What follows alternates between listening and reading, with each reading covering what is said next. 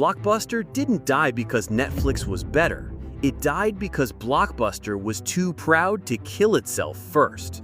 Everyone thinks this is a David versus Goliath story. Small startup destroys rental giant with genius streaming idea. But here's the twist that'll make your brain hurt. Netflix tried to sell itself to Blockbuster for $50 million in the year 2000. Yep, you heard that right. The disruptor literally begged the giant to buy them out, and Blockbuster laughed them out of the room. Stick around, because what you'll discover in minute 8 will completely flip everything you thought you knew about this war. You know that feeling when you're winning so hard you forget you're actually losing? That's this entire story. I'm about to take you inside the most brutal corporate beatdown in business history. We're talking betrayal, billion-dollar blindness, and an ending so ironic it feels like Netflix wrote the script themselves. This wasn't about movies. This was about seeing the future and choosing to look away.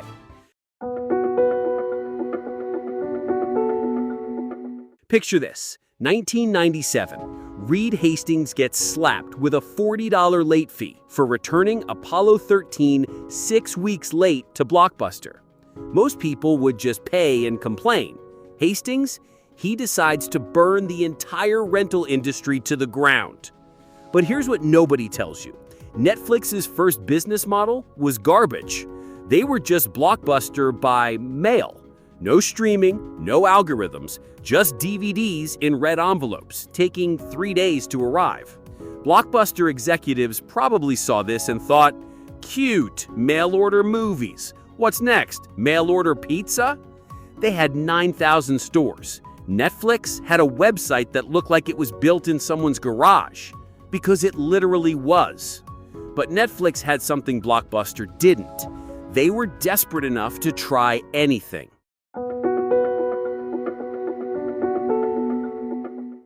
By 2004, Blockbuster was printing money, $2 billion in revenue. Netflix? They were bleeding cash and barely had 1 million subscribers.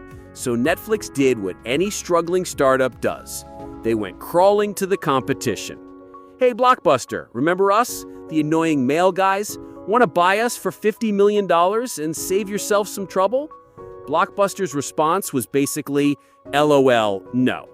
John Antioco, Blockbuster's CEO, later admitted they thought Netflix was a very small niche business.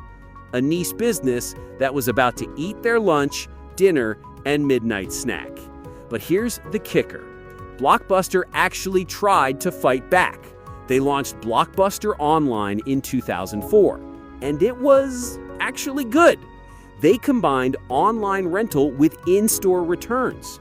Genius, right? For a hot minute, it looked like the giant was going to crush the upstart after all. Netflix's stock tanked. Wall Street thought they were done. But then Blockbuster made the mistake that killed them. And it wasn't what you think. They got scared of their own success. See, Blockbuster Online was cannibalizing their stores.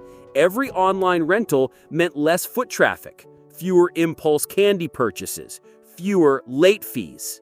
And late fees? That was their drug. Late fees made up 16% of Blockbuster's revenue. That's $700 million a year, from making people feel bad about returning movies late. So when their own online service started threatening that money printer, they pulled back. They limited marketing. They made the online experience worse on purpose. Netflix, meanwhile, was learning something revolutionary. Customer loyalty wasn't about punishment. It was about convenience. No late fees became their war cry. While Blockbuster was training customers to hate them, Netflix was training customers to love them. But the real genius move was coming. But just when Netflix thought they were winning, they nearly blew it all. 2011, Netflix makes the dumbest decision in streaming history. They split their company in two. DVDs would be Quickster. Yes, that's a real name they chose. Streaming would stay Netflix. and they jacked up prices by 60% overnight. Customers lost their minds. Netflix lost 800,000 subscribers in 3 months. That's like watching San Francisco evacuate twice. Their stock crashed from $298 to $53. Wall Street was writing their obituary. For a hot minute, it looked like Blockbuster might actually survive just by existing. But here's what saved Netflix. They admitted they screwed up. Reed Hastings posted a public apology that basically said, "We're idiots, but we're learning idiots." Blockbuster, meanwhile, was still pretending everything was fine as their stores turned into ghost towns. One company owned their mistakes. The other company was owned by them.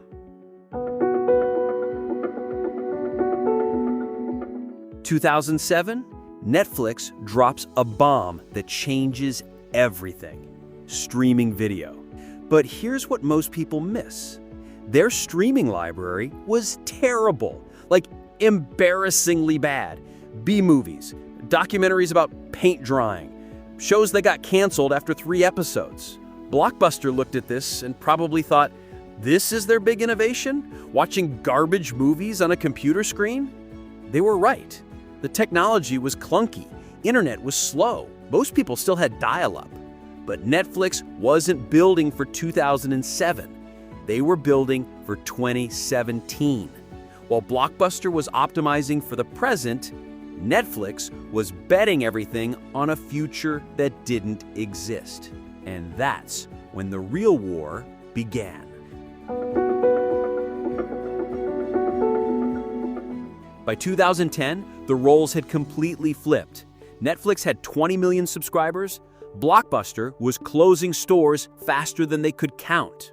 But let's talk about what this really meant. 60,000 people lost their jobs. Store managers who'd worked there for decades, part-time employees saving for college, families that depended on Blockbuster paychecks. Meanwhile, America's Friday night ritual was dying.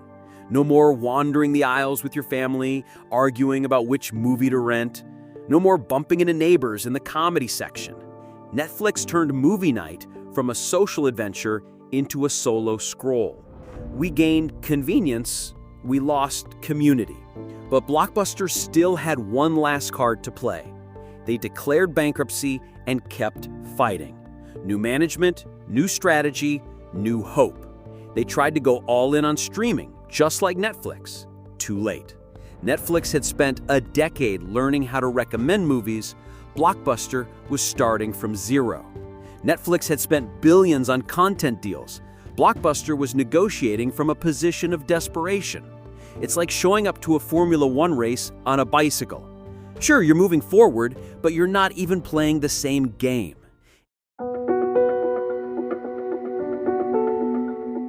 And here's where the story gets beautifully, tragically ironic. Remember Carl Icahn, the billionaire investor who bought Blockbuster's debt and tried to save them?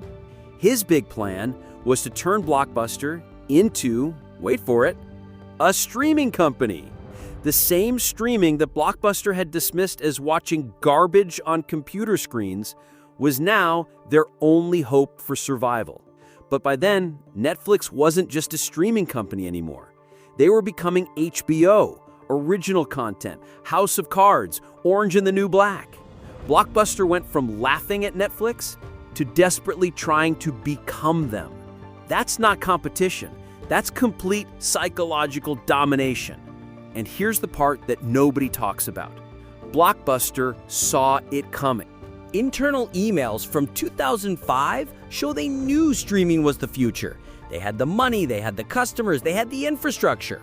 But they couldn't kill their golden goose. Those late fees, that foot traffic, those impulse purchases. They were too successful to change. Remember that line from the beginning? Too proud to kill itself first? Netflix wasn't just willing to kill their DVD business for streaming, they were excited about it. The last Blockbuster store closed in 2013, except one. There's still one left in Bend, Oregon. It's basically a museum now. Netflix is worth $240 billion. That's like buying Disney, McDonald's, and Nike and still having change left over. But here's the real lesson that everyone misses. This wasn't about technology. DVDs versus streaming, mail versus stores. This was about identity. Blockbuster thought they were in the late fee business that happened to rent movies. Netflix thought they were in the happiness business that happened to use technology. One saw customers as wallets to empty, the other saw them as problems to solve. So the question isn't what happened when Netflix declared war on Blockbuster. The question is, are you building your business around what makes customers happy or what makes you money right now? Because in the end, Blockbuster didn't lose to Netflix. They lost to their own success. Smash subscribe if you think Kodak's story is even worse, because they literally invented digital photography and buried it to protect their film profits. Next week, we're diving into the most self-destructive move in tech history.